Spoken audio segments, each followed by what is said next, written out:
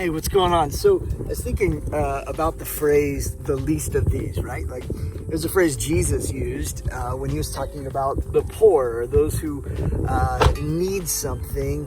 He says, whatever you've done to the least of these, you've done to me. And so Jesus has kind of given us a standard on how we're supposed to treat people who maybe don't live or have all the same resources that we have. And so when you think of the least of these, often we think about people who maybe are poor or don't have the resources that maybe you or I have. But I wonder if also we could look at that phrase, the least of these, to also include people that we think the least of, people who we have the lowest possible opinion about them. Maybe even you could think of it like as the least of these being the people that you think of the least often, people that you would normally just not even think about at all or care about or wonder about.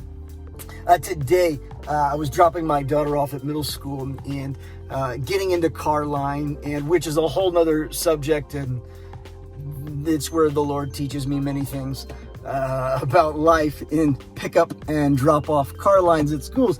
But besides the point, we were there getting ready to get in, and all of a sudden this BMW comes from out of line, cutting into line to drop their kid off at school. And immediately I just started to get really frustrated. Internally, I had this dialogue going like, who does this guy think he is? Like, all of a sudden he's got a BMW, so he can just like cut in front of me. Like, he's entitled to something that the rest of us have waited our turn to do, and started having this internal dialogue. And all of a sudden, I just felt like the Lord saying, so you're thinking pretty low of him, aren't you? And all of a sudden, I realized that I was thinking of him in the least possible way, in the least possible positive light. I was thinking so low of this particular person, criticizing and judging him, and I didn't even know them, and was giving them no grace whatsoever. I think for Christians, oftentimes the people we think the least of, or the least amount of, or least positive towards are the unchurched, people who don't know God. I think we have such oftentimes a low view of people who aren't following Jesus, that we say things and do things that aren't helping them find Christ at all. This summer, I often played in a men's golf league with a lot of different people. And I rarely kind of led conversations with, hey, I'm a pastor, what do you do? Like, I didn't offer that information very readily.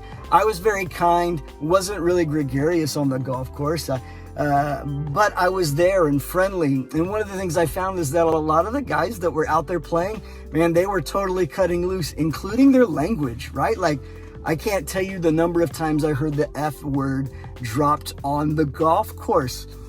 And it didn't bother me to the sense of where I started getting all huffy and puffy and wanted to correct them and says, don't you know that's not a good word, blah, blah, blah, blah, blah.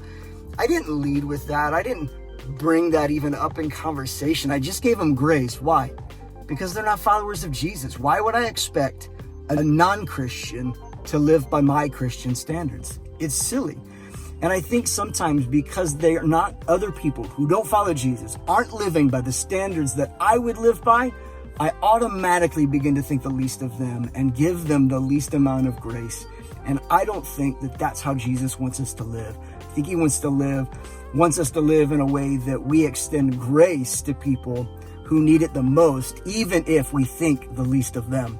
That's it for me. I hope this has helped you have a little faith for today. We'll see you soon.